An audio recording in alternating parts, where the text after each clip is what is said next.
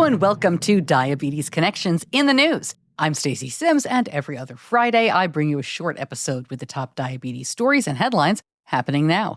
Our top story, big news from Sana Biotechnology. Their first study in people of islet cells without any immunosuppression appears to be a success. Now, this is very early, but after 4 weeks, there were no safety issues, and the transplanted beta cells were producing insulin. Sana's CEO says safe cell transplantation without immunosuppression has the potential to transform the treatment of type 1 diabetes and a number of other diseases. I've reached out to Sana to get more on this. Love to talk to them soon.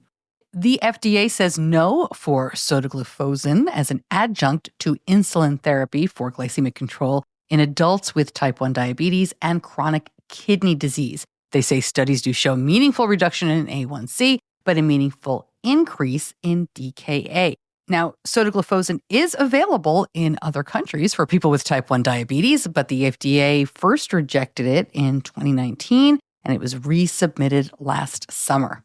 Two companies we've been following are teaming up. Modular Medical has an FDA-cleared patch pump, and Nudge BG has an adaptive, fully closed loop. They've announced a new partnership agreement. Modular Medical makes the Mod-1 insulin pump, and Nudge BG is supposed to do just what it sounds like, kind of make small changes to insulin delivery, nudging the blood glucose, based on estimated glucose inputs from a continuous glucose monitor. Familiar name to some of you, Lane Desborough is the founder of Nudge BG. He says this will be a fully automated system, no mealtime bolusing needed. Beta Bionics filed for an initial public offering this week. The company did not disclose number of shares or the price range. They plan to be listed on the NASDAQ under the ticker symbol BBNX. This is the company, of course, that makes the iLet bionic pancreas. Beta Bionics says they plan to use the proceeds to grow sales and manufacturing infrastructure and develop new features for the pump. Tandem Diabetes signed a multi-year collaboration agreement with the University of Virginia Center for Diabetes Technology to advance research and development efforts on fully automated closed-loop insulin delivery systems. There's a long history here. UVA is where the Control-IQ algorithm was developed, and this agreement seems to keep the team together for another decade. New study says insulin is still the best treatment for gestational diabetes compared to oral glucose-lowering medications.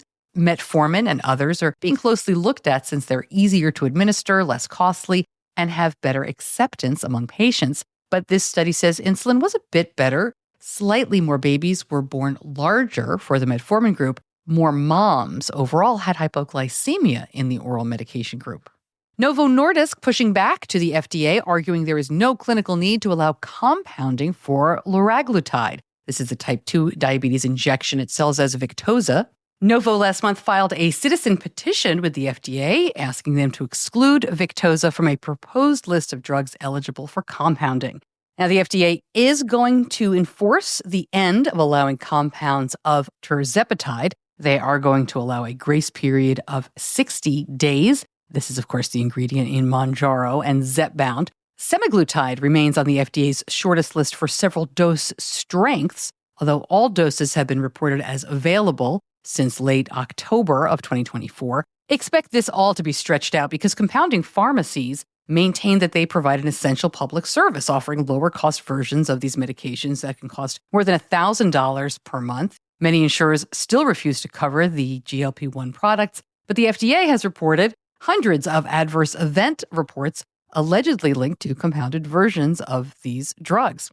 Interesting story here. This study says a fecal transplant can help people with type 1 and severe gastroenteropathy. The researchers say this commonly affects people with type 1 diabetes, causing debilitating symptoms like nausea, vomiting, bloating, and diarrhea. Treatment options remain limited. So this was a novel clinical trial to test the benefits of FMT, fecal transplant, in adult patients with type 1. Over 4 weeks compared to placebo, FMT led to significant changes in the diversity of the gut microbiome. A couple of weeks ago, you listeners told me that Dexcom's geofencing issue seemed to be resolved. We had reported on this extensively, and Dexcom is now confirming this. And previously, if you had an issue with the Dexcom G7 outside of your home country, you could not reinstall or use the app again without customer report. As of last month, That issue has been resolved with the latest Dexcom G7 2.6 app update. You can get more information and check your system with the link I'm putting in the show notes. Of course, all of these stories have links in the show notes where you can find out more. Abbott and Dexcom have settled all patent lawsuits related to CGMs. The two competitors agreed in December to resolve all outstanding patent disputes and not sue each other over patents for 10 years. They previously reached a settlement in 2014 related to their diabetes devices, and they had an agreement there not to sue each other again until 2021. After that agreement expired, the companies filed a bunch of patent lawsuits. So this is a timeout for now. And that's it for In the News. If you like it, please share it. I'm Stacey Sims. I'll see you back here soon. Until then, be kind to yourself. Diabetes Connections is a production of Stacey Sims Media. All rights reserved, all wrongs avenged.